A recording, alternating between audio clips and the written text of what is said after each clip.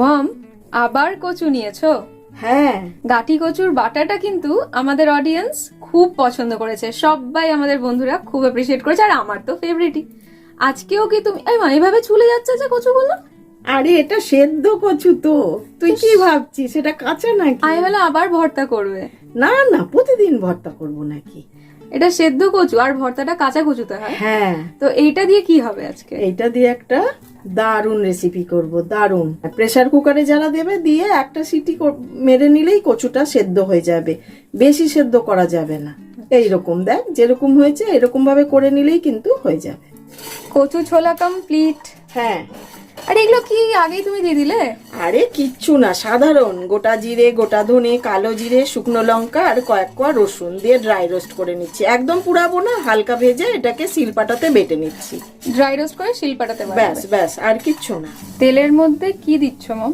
একটুখানি হলুদ আর অল্প একটু লবণ দিয়ে দিলাম। দিয়ে এবার এই যে কচুগুলো সেদ্ধ করে আমি অল্প করে কেটে রেখেছি, খুব বড় বড় ছিল বলে সেটা দিয়ে দিলাম। দিয়ে এবার ভেজে নেব, খুব একদম কড়া করব না, হালকা করেই ভেজে নেব। এই কচুটা স্পেসিফিক্যালি ভীষণ নরম হয়ে যায়, না মাখনের মতন হয়ে যায়। হ্যাঁ, ভাজা হয়ে গেল, নামিয়ে নিচ্ছ? হ্যাঁ হ্যাঁ। কি দিলে কড়াইতে?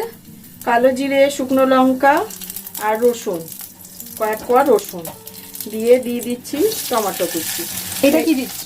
ওই যে বেটে রাখলাম যে মশলাটা, সেটা দিয়ে দিলাম। ড্রাই রোস্ট করা মশলাটা পেস্ট করেছো? হ্যাঁ আচ্ছা আচ্ছা, হ্যাঁ হ্যাঁ, ওটা দিয়ে দিলাম। তার সাথে একটুখানি হলুদ আর সামান্য একটু লবণ বা প্রয়োজন মতো লবণ, যেহেতু কচুটা ভেজেছি লবণ দিয়ে, সেই হিসেব করে কষাবো এটাকে একটুখানি।